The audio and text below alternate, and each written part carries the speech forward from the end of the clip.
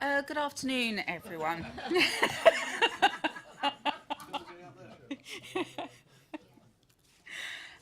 Welcome to the Human Resources Committee meeting. This afternoon, there are no fire alarms scheduled. Therefore, if the fire alarm sounds, please evacuate the building immediately. The fire exit is located to the rear of this room. Go down the stairs and meet in War Memorial Park. Please note this meeting is being webcast live on the internet. The webcast will also be published to YouTube after the meeting. That's correct. Yeah. Thank you.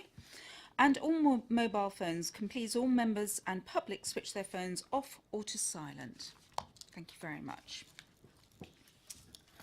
Apologies for absence and substitutions. Apologies from Councillor Rattigan, substituted by Councillor Saunders. Declarations of interest. Are there any declarations of interest on any matters on the agenda?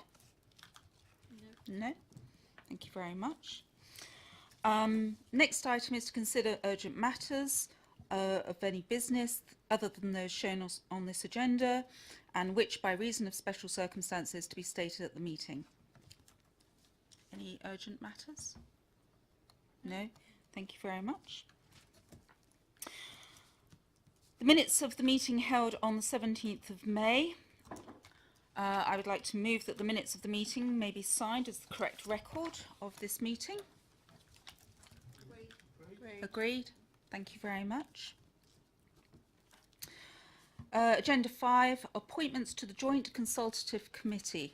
The Human Resources Committee will appoint 3 councillors to attend the JCC, which includes the chairman, the portfolio holder, who will also attend.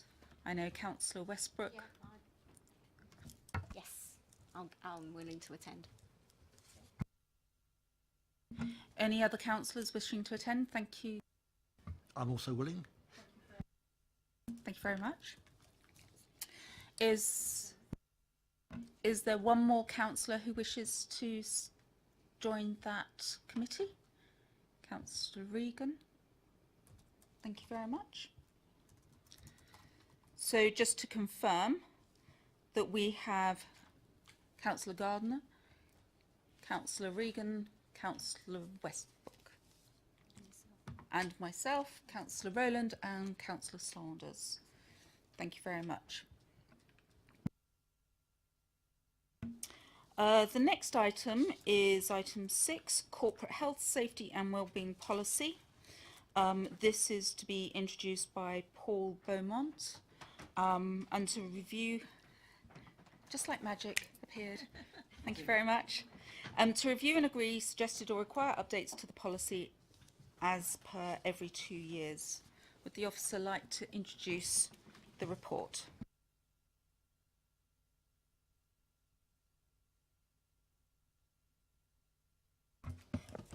Thank you, Chair. The report I present to this committee today is a biannual review of the Council's Corporate Health, Safety and Wellbeing Policy. The policy is a statutory requirement of the Health and Safety Work Act 1974, and it is phased in 3 parts. 1 is a statement of intent from senior management and governance. 2, our safety organisation, which details our job roles to remove any ambiguity. 3, the arrangements implementation, which is our safe systems and procedures and risk assessments to carry out our work. The policy in front of you is an accurate representation of the work activities and risks that employees face on a day-to-day basis throughout their work, and the safety management and practices in place that we have to control risks as far as reasonably practicable. This policy review has enabled us to include violence at work reporting as a standalone item now, and it has its own reporting system, HR Pro. We have identified the Chief Executive as the head of the paid service to have the final determination of health and safety concerns raised by staff, if so necessary. We sought legal advice in doing so, and the LGA as well. In the policy, we now accurately identify our trade union safety representatives as unison safety reps.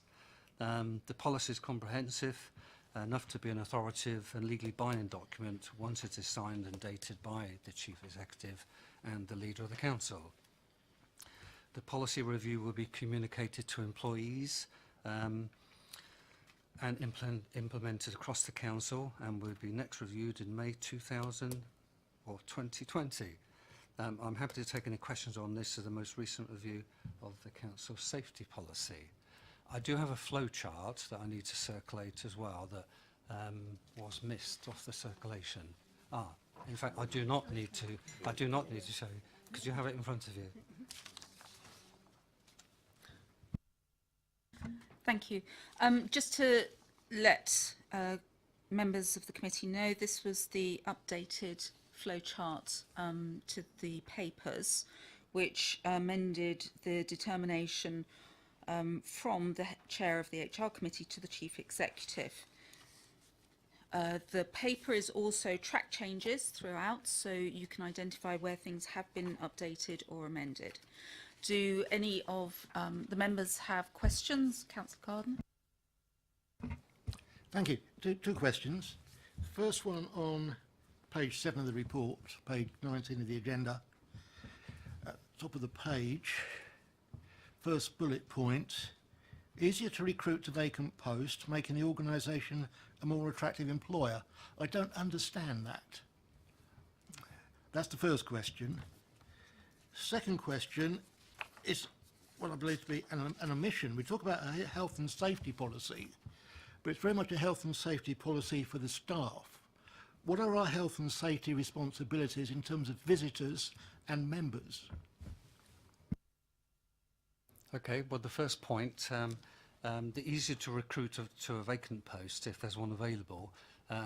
We have a wellbeing statement, we have a wellbeing initiative and promotions, we have the reward scheme. We believe we have incentives here to encourage people to come and work for Basingstoke. I can cover the second post. It's still not clear from the statement there that this is the reason, because I'm not sure that because it's easier to recruit to vacant posts, that makes the organisation a more attractive employer, or the fact that we're a more attractive employer makes it easier to recruit to the vacant post. Councillor, I would be happy. Okay.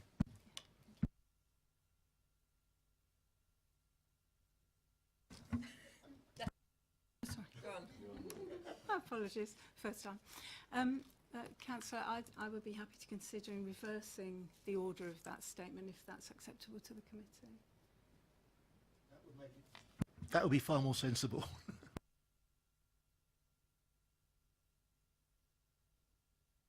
Councillor Potter. Thank you, Chair. I hope this is an appropriate policy to make the inquiry I do. I mean, it's in regard to the health and well-being of our staff who are obligated to stay late until the evening in terms of some of the committee meetings that we have. I mean, my particular example obviously was a recent Development Control Committee which actually went on until 12:30 in the morning the following morning. Now, I'm sure there are all sorts of comments we can make about, well, whose fault was that touch? And I was probably a contributor to that. But having said that, I mean, we had staff at a number of levels who were obligated to stay with us until that time, then find their way home, sometimes easier than others, I'm sure. And I just wonder, in terms of the sort of risk assessment element that's contained within our policy, what provisions we make for this, what sort of conditions of service we have for this. I mean, the obvious commentary is one about time off in lieu in terms of those excess hours at work. That's the easy bit, perhaps, I don't know. But in terms of other elements of that, I mean, just simple things like, for example, if a person hasn't got a car to go home with at 12:30 in the morning, are they automatically entitled to get a taxi? Is that something which is covered by any council policy? It's those areas, really. And without being over-patronising, I mean, I think some of our staff are probably more vulnerable than others if it comes to that sort of early hour departure. And in terms of health and safety and well-being, I mean, it's the sort of area that I think we should all consider. I mean, the DC committee was exceptional, I accept that. But there are many committees, DC in particular, that go on until pretty late hours. Certainly 11 o'clock at night isn't unusual. So it follows all the things that I've said previously.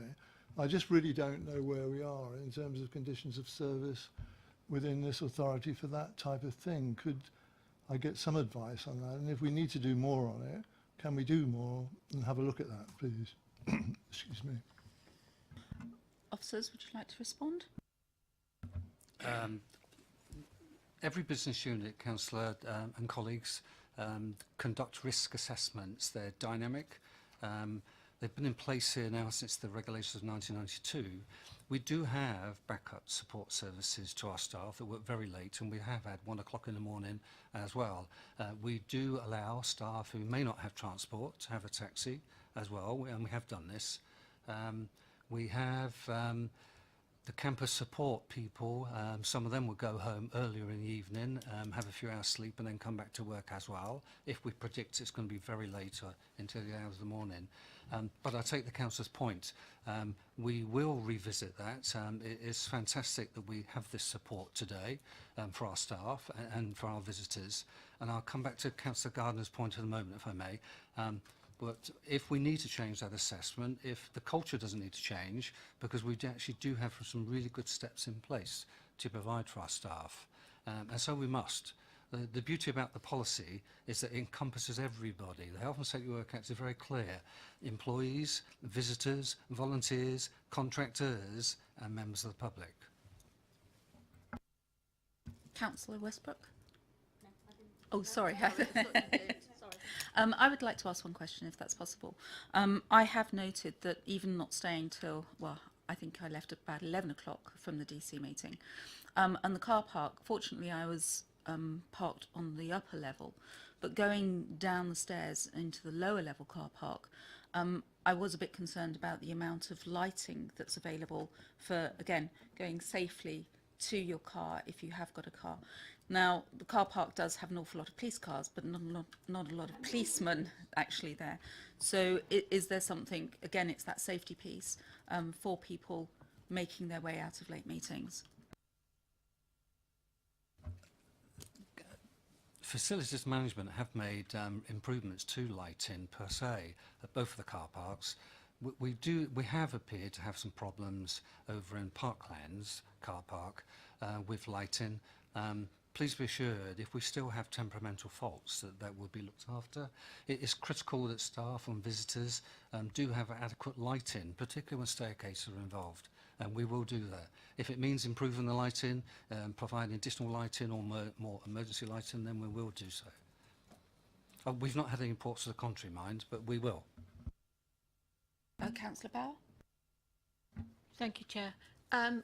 Following on from that car park, I was in reception the other night after being here for a meeting, and it wasn't particularly late when somebody had gone to get their car from the underground car park, and it was actually shut. So it meant that he had to go back up to here and get, I suppose, the security officer to go and let him in. And I don't think that we all know when that closes. Or I never park there because I'm frightened of getting shut in. But at times when it is busy, full council and things like that, it has to be used. I couldn't agree more, and I'm sure everybody around this table will agree also.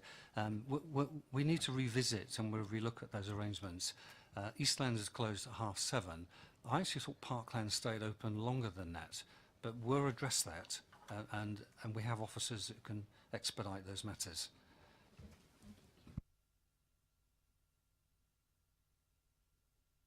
Yes. Councillor Potter was next, and then if we go back to Councillor Gardner. Obviously, I don't know whether I'm going strong, but certainly, yeah, I mean, particularly in regard to the issue I raised, first of all, I mean, I just think that we need something very clear to be set out in regard to the working hours aspect of staff that we employ. I'm not even sure what we did the other night complies with the working time directive, in truth, you know, taking somebody from one day to another. But that apart just for a minute, I just think staff need to know exactly what support the council will give them in those circumstances, both in terms of the working hours they have, what they will receive for that in terms of time off in lieu where appropriate, exactly what sort of facilities will be made available if they have cause to get home in a safe way that they can't organise themselves. They're small things, but they make a difference, I think, in terms of our duty of care. For our part as councillors, I mean, we're obligated, I think, contrary to what I'm doing at the moment, to finish what they're saying as quickly as possible so that the meetings can finish quickly. The other night's exceptional. DC often is, because we have members of the public there, and when they've sat patiently through all the tedium of things that they're not interested in, it's a bit much to say at, I don't know, 11 o'clock at night, sorry, we're going to adjourn the meeting, you'll have to come back another night. That's what happens there, but it isn't entirely unusual.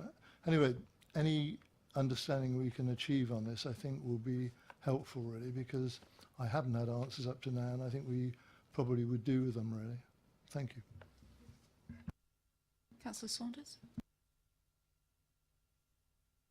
I think the point that I agree entirely that staff should know exactly what they're entitled to, and they should be entitled to taxes or whatever to get them home.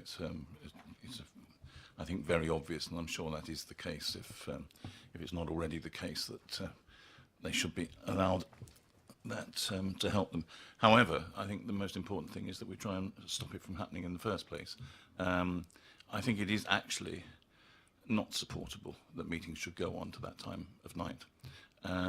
They should not go on, or certainly should not go on beyond 11 o'clock at night. If people have been at work all day and are then working through to then, I would question the quality of the work that is being done by people at that time of night and the quality of the decision making which is being carried out. And it may be unfortunate for members of the public that to find they get to 11 o'clock and it's stopped, but wouldn't they rather have better quality decision making and then staying on? The other thing is, of course, if you get tired, and if, as I do, have to drive down the A339, your driving probably deteriorates, so you are putting yourself and others at risk by being overtired. That's why we introduced an understanding that in full council we would stop at 11 o'clock, unless there's an exceptional reason, like you can finish within 5 or 10 minutes, but otherwise you'd stop there. I think the same thing should apply to committees, and that chairs should be instructed to stop committees at that stage. And it's part and parcel of just being a good, effective organisation, the way we deal with things. But the less that members say, I will follow Councillor Potter's rule on this, the better. And stop.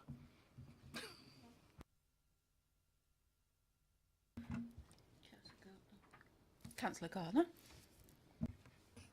On this subject, if we are getting to the stage where DC meetings are regularly running late, we should actually be looking at the calendar and saying, should we have more frequent meetings so that they can be done and they are shorter? And the bigger risk is not poor quality decisions late at night, but rushed decisions.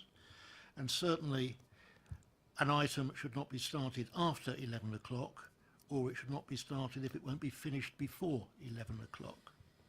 And that really should be the guidelines for the chairman.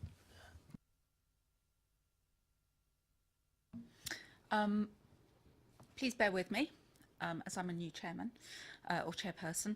Would it be appropriate, and I'm asking Democratic Services now, that the HR committee requests that this item is looked at from the DC chair's perspective? I think the easiest way of dealing with it is I will undertake as leader to take it up with the chairs of all committees and deal with it that way. And we can take it through group leaders meeting if that will be helpful as well. But I'll do that and get it sorted that way. That's great. And also, officers, would you like to just respond back to Councillor Gardner's? Thank you, Chair. I'm just wondering if the Council is quite happy with the ethos of the safety policy that's designed to ensure the safety of employees, councillors, volunteers, contractors and members of the public. And we state that very clearly in the very first paragraph.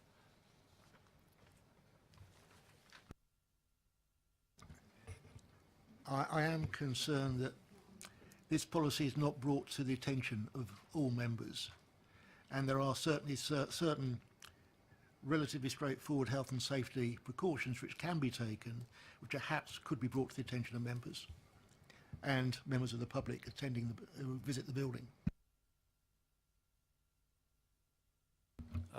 Fully accept, and certainly the concern and items that have been raised already, Chair. The policy enables us to do that. It's a framework, so we can build upon that, and we will. I'm actually a presiding officer for elections, and when I do a 15-hour day, and I travel along the same road that Councillor Sanders does, the A339, and get home at 1 o'clock in the morning, it is tiring. But that's a one-off, mind. Councillor Saunders. As far as I am aware, in the new member pack that people get and the new members briefing, certainly, there is an element of that which does cover things like working on your own and various aspects of this policy for members. Whether there is anything, I mean, I'm sure we've all been to buildings or organisations where they give you about a 2-page thing that you have to read on health and safety policy before they let you into the building. I've always thought that was going rather too far because A, you never read it properly and it just brings the whole thing into disrepute. Having some very simple messages, you know, a few one-liners may be a way to do it, to make sure that the key things are there, but we are only an office here. Councillor Bower first, and then Councillor Gardner, please.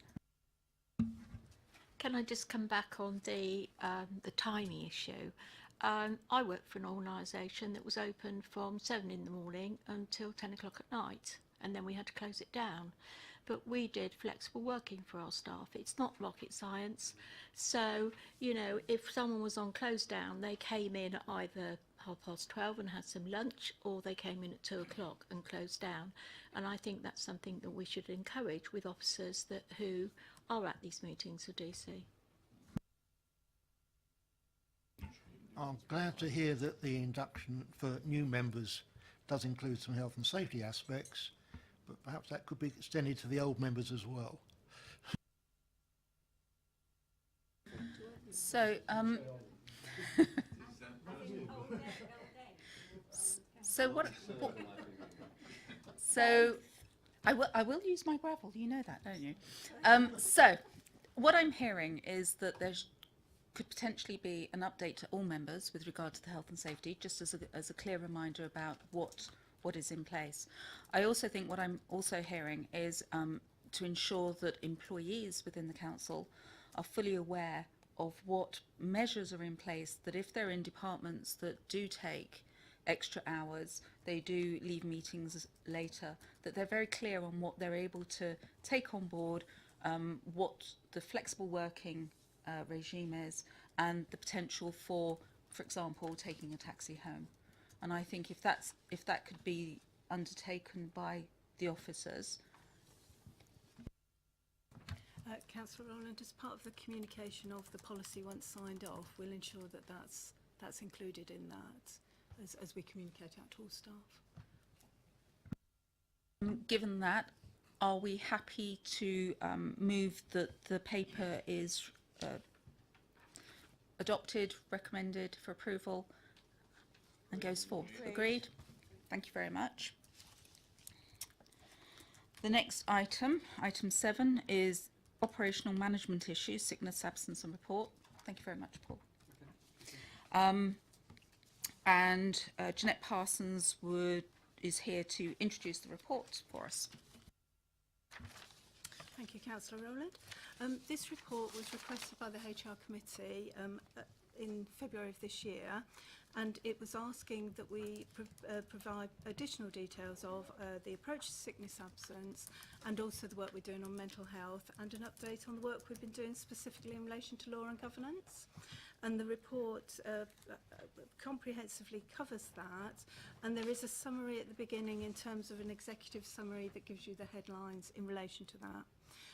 Some of those headlines include that our organisational benchmark the organisation benchmarks very well against our public sector peers, and this is particularly impressive as many of our colleague councils have outsourced some of the areas of higher sickness, so our achievement against public sector benchmarks is very welcome.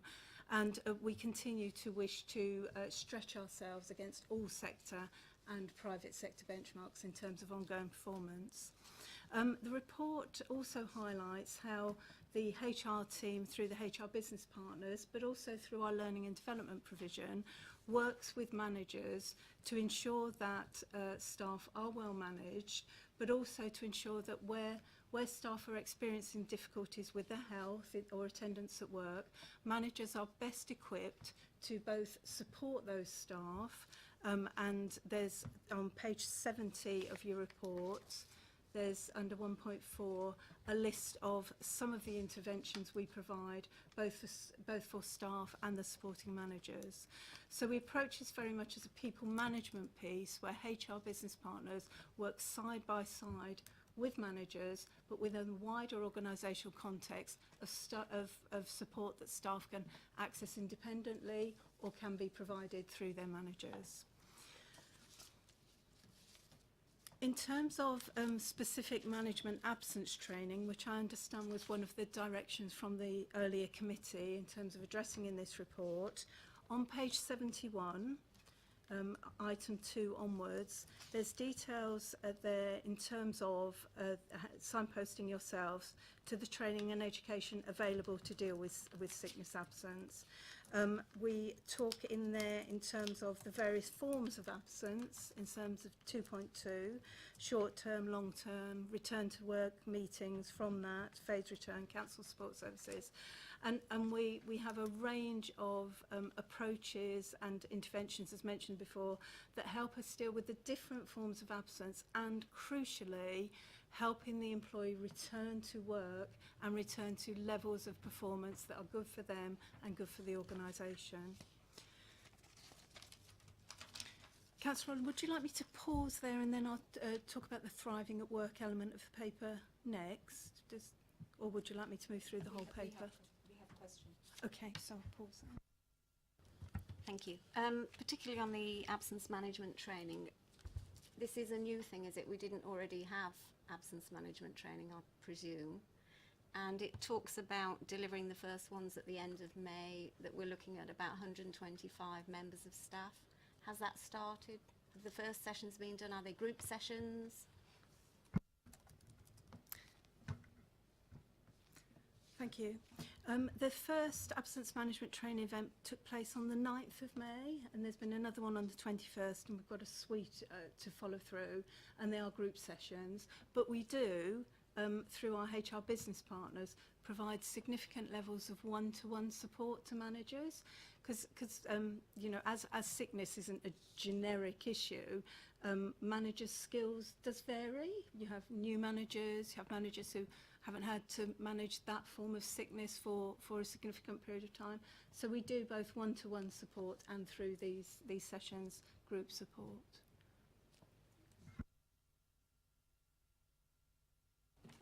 Any other questions from councillors? Would you like to move on to the Thriving at Work action plan, please, Jeanette?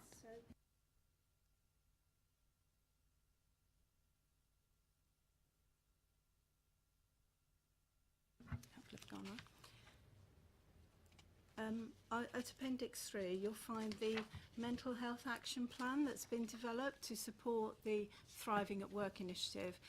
You may be aware that that comes from the Stevenson report, which was commissioned by the government to support people with mental health to not only remain at work, responding to a significant issue around how people with mental health at work weren't retained by employers, but equally important that they thrived in work. So it's an aspirational initiative. The action plan as appended has begun to go through consultation with staff. The operational management group received details of this and commented on this and have continued to have engagement with the HR team as individual managers in relation to it. It has gone to the equality group for their overview and response. We will be presenting it to the staff forum on the 9th of July and to the Wellbeing Group on the 19th of July. The JCC originally received it on the 22nd of March, and I am, in addition, together with the lead officer for this piece of work, meeting with Unison at our monthly catch-up meetings to have a short update session on what's happening with it. Once we have a fully consulted on plan, we will of course then take it to SLT to have commitment to that, and then we'll begin the rollout of a plan. However, I should stress, as is shown in Appendix 3, the middle column is headed Current Interventions and Actions.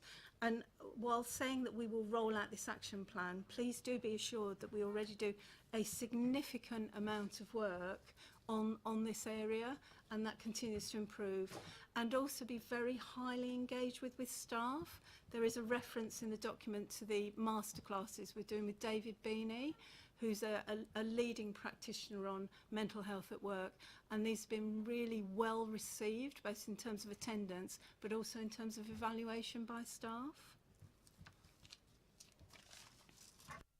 Councillor Potter.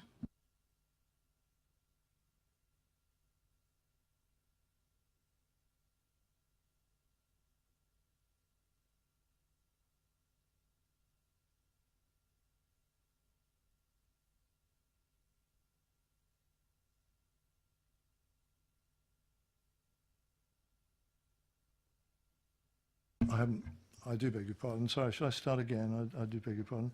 Looking at page 24 of 24, working my way down, subsection 3, all employees complete a health declaration form at the start of their employment.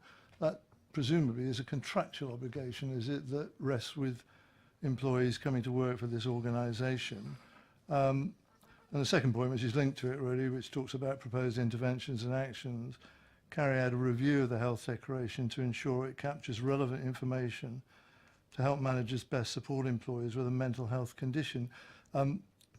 Does that mean a retrospective analysis of what an employee may have said in her or his declaration originally and see how it now equates to the experiences of the employer on an up-to-date basis? Is that what we're doing under those circumstances? Is that what that means? Thank you, Councillor Potter. If I can perhaps explain the process and then if that clarifies your query, but if not, please confirm with me. The health declaration is started with employees after their employment, because alongside the Disability Discrimination Act, etc., as with all employees, the best practice guidance is that is not done pre the offer of employment. So that goes alongside the start of the employment, and it's a positive action to ensure that, as referenced in the earlier input, that we're best placed to support employees according to their needs, whether that be mental health or back problems needing the correct chair, vision, needing the correct screen placement and support. So that is part of the process that helps us to be a good employer and help them to have a good start in their employment. Does that respond to your question? Or? I think it does. I mean, I've known some employers who, I think it's fair to say, that's a prerequisite to the employment, because obviously the employer would say, in terms of their duty of care and the things that they may have to account for, the reasonable adjustments they may have to make, that they would want to know that before the employment is confirmed. But that may be discriminatory in some way. But going to what you're saying, and this is probably better practice, that declaration is made immediately after the employee starts work.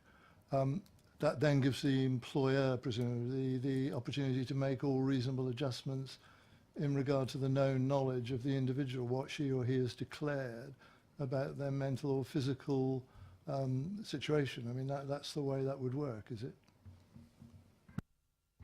Thank you. Yes, indeed. The reasonable adjustment is exactly what it says. It's a reasonable adjustment.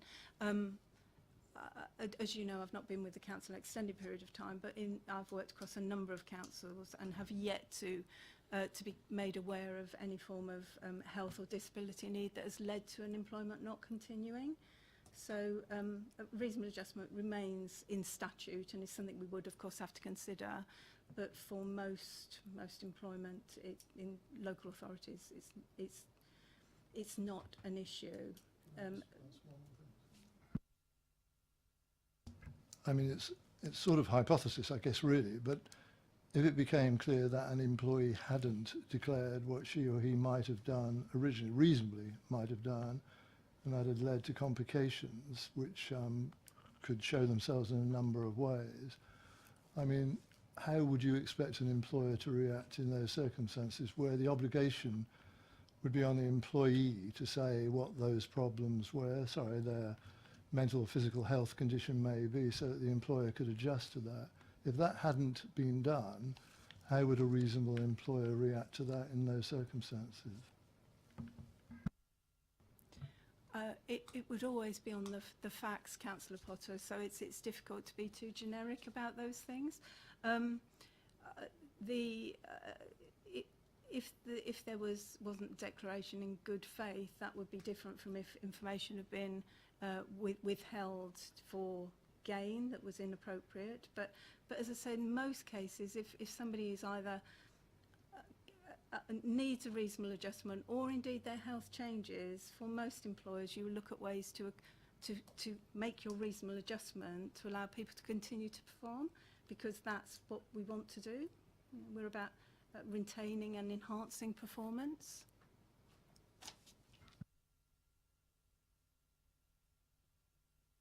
Thank you. Are there any more questions from councillors? Councillor Westbrook. Thank you. I wonder if you could just explain something on page 19 of 24, point 12. This is about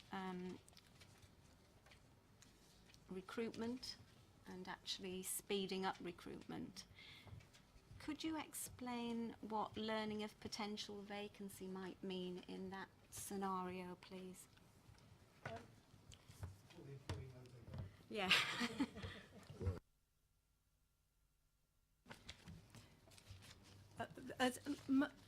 For most managers, part of being a good manager is understanding your staff, and that's understanding their career aspirations, where they are in their life, etc., and how you can support them with those. So sometimes before you're giving the formal letter, particularly if you have that relationship with your staff, you may well be told that they've gone for an interview, they're clearing references, etc. And it's really that paragraph is about ongoing service delivery being maintained rather than a gap between a resignation and an appointment. So that's where that comes from. Councillor Potter.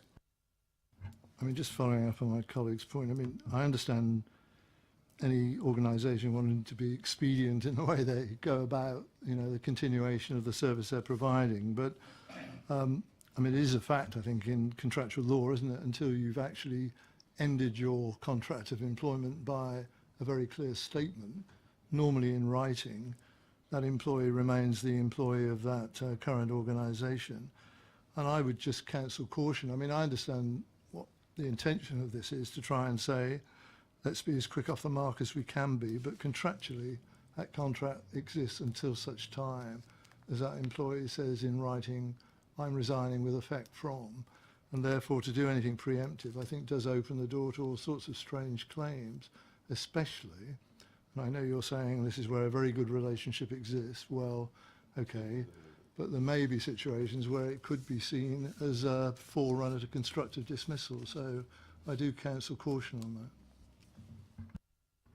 Thank you, Councillor Potter.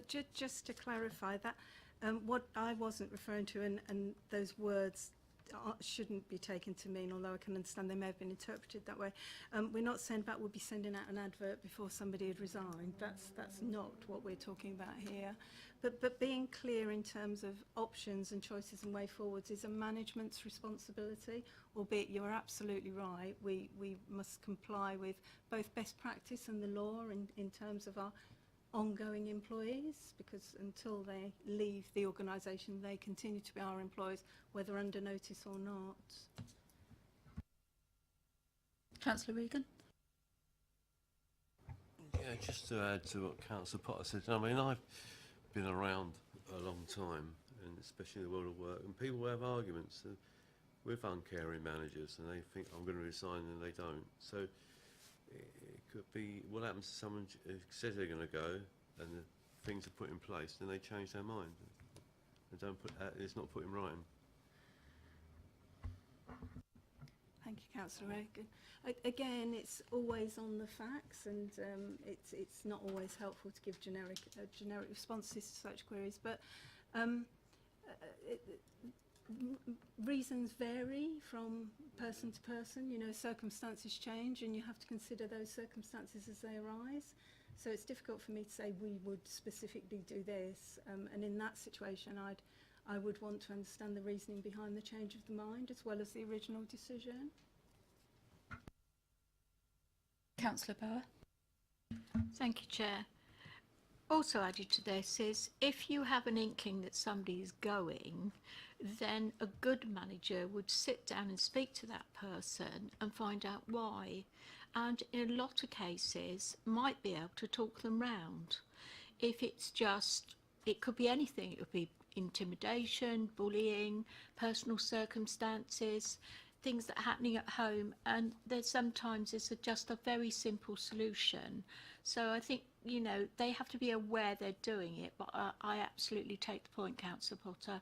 Unless you've got it in writing, you know, by actually putting things in place to shore up that vacancy, if you like, it could be deemed as constructive dismissal. Councillor Westbrook. I'm still not comfortable with the wording of this, I'm afraid, because it's talking about setting targets for the team managers within start the recruitment activity within a number of days of learning again of the potential vacancy. I don't think it's very clear what learning of a potential vacancy is.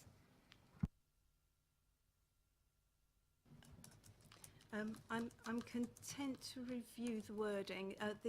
This paper isn't intended to have wider distribution outside of the current distribution, but I'll make sure that paragraph isn't then presented in any future documents. Councillor Potter. It's another question on another paragraph. Is that okay, really? And of the same document, really. And obviously, you're the author of this, and you know, are you sorry? So that's fine. Thank you. Under subparagraph 10, just a couple of paragraphs up, there's the reference there is and also to the team leader role for the contentious team. This is describing a team as contentious as against, I don't know, an individual statement of some sort. It's just the use of the word contentious, I mean, which I've always used in the context of saying something which was causing or likely to cause an argument, really. If you're applying this to human beings, I just wonder who's this team, without naming names, that you're referring to? Thank you, Councillor Potter. That term, contentious team, is the descriptor of the work-based task team. So as we are the HR team, we also have the contentious team. So it's not a reference to any team or individuals being contentious either individually or as a group. It is a reference to a work area. If I could just say, is there an opportunity to change that word? Because if read in isolation without your explanation, it could be taken in the wrong context. Thank you, Councillor Rowland. Again, I will make sure that it's clear in future things going forward, which may just be by the capitalisation of the C and the T, but I'll take advice from the team as to how they'd like to be called. So. If there are no other questions, could Councillor Saunders? It's not a question, really. It's just a point. And while we're on nitpicking, interim management, item 10 there, interim managerial support was being brought into the unit. Does not strike me as being English. Thank you, Councillor Saunders. I will replace the W with a H. Are there any? Councillor Potter? Sorry, Chair, you can understand how it went on till 12:30 in the morning, can't you, really? But We've got England on tonight. Well, I hope in all serious, sorry, forgive me.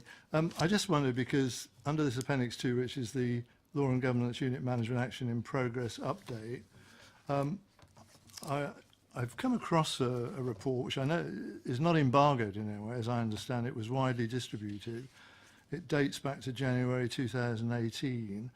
It deals with law and governance, and it's a survey carried out by Best Companies Limited. Now, I know none of you around the table will have a copy of this. Well, sorry, forgive me, you may not have a copy of this, but I have. And interestingly, it responds to a whole range of questions which were obviously asked of the unit at that time. And as I say, this is January 2018. My subjective view is it makes very interesting reading, and I think ought to be interesting reading for this HR committee, particularly given the background to the issues we've had before us. I mean, I say no more at this stage, except to say that some of the experiences we had dating back to the beginning of the year, where a number of things were said, some people might say allegations were made, etc., most of which were said to be perhaps not substantiated, not founded well. And we obviously were accepting, obviously, of the reports that we received throughout the process, and up to date, by the way. Now we find ourselves in June. But this report, I think, does tell a slightly different tale. And I would have referred to it then had I had it available, but I have now. As I say, it wasn't embargoed. Staff have had it, and as far as I know, it wasn't distributed in any confidential way. Maybe the unions have had it as well. But Councillor Potter. all I was going to say, I mean, could we make it available to the HR committee if that is appropriate, please? So I will discuss that with the HR manager and take advice on whether that can be shared at a later date within the committee. Are you happy with that? Yes, I mean, if you'd let me know already, I mean, I've got my own copy. Well, let me take advice after the Perfectly. meeting and come back to all the members with regard to that. Thank you. It genuinely isn't a mischievous comment, but what it's meant to do is just allow people to see that some of the observations around that time were not made up by people like myself. They are based on commentary of others, and I think that's quite important, really. Thank you. If we have no other questions or comments, I would like to move. Councillor Saunders. I didn't realise you'd gone into debate as well, because I was just waiting for questions to finish. It's just a general point, which is made well in the report, but I think is worth emphasising, is that actually the performance on absenteeism, and particularly on sickness, is a very creditable performance, both in specific terms of the performance against the rest of our sector, but actually in general terms against a combination of the public and private sector. And it's absolutely the right thing that we should not be complacent, that there is still a fair degree of improvement still to be made if you compare us just purely with the private sector, and I've never understood why the public and private sector should behave in different ways. Employment is employment and sickness is sickness, and there shouldn't be any difference between the two. Nevertheless, I think we are going in the right direction. I think the work that has been put in to making us go in the right direction is very laudable, and it demonstrates the value of putting this degree of attention to the specific area, and particularly the work that's been done on mental health. I did attend one of the sessions, and they are very powerful sessions which Mr. Beanie runs. The impact on staff was very notable. And if nothing else, it raised the whole issue of mental health up in the awareness of staff, that there are problems there that need to be dealt with. From that point of view, it's been very valuable, quite apart from the learning points that are actually included within that whole process, which are of value in themselves. Still further to go. It's a journey that never ends, really. But I think we should give credit where credit is due to the HR team for instigating it and carrying it through, and to all of our managers and staff themselves in managing the process better and better as we go. Yes, if we could make a note in terms of that, in terms of thanking the HR department and the work that they're undertaking. I think it's very interesting where organisations do take up this mantle in terms of looking at issues and addressing them rather than sweeping them under the carpet. I also think when you, from the perspective of this public organisation, there are various different departments where they're in the front line of services. So sickness and the stress, etc., is around sort of frontline services rather than in the back office. So I think it's commendable in terms of the benchmarking, and I also think it's commendable with the action plans that have been put in place. On that, I would like to move to note the contents of the report and the action plan. I'm proposing. Seconded by Councillor Bauer. All in favour? Yep. Thank you very much. Yes, with the included in appendices. Yep. The next item is a recruitment process update. I would like to put forward a motion to move into a private session due to the confidential nature of this item. Could I please have a seconder? Councillor Bauer.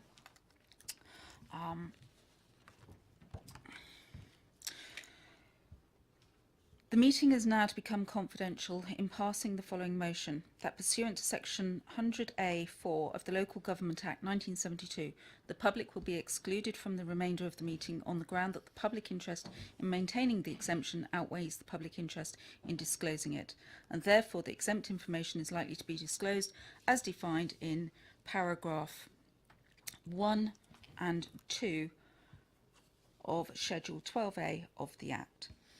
So in order to discuss this, the webcast will be turned off, but will be turned back on again once the discussion is over. Could you please switch off the webcast? Thank you. We're now back into public session. I would like to confirm, the interim, bear with me. I would like to confirm the name of the interim Executive Director of Finance and Resources is Graham Cadle. And that's the end of that agenda item. We have no other confidential exempt items for information. I would therefore like to close the meeting at 3:46. Thank you very much. Thank you.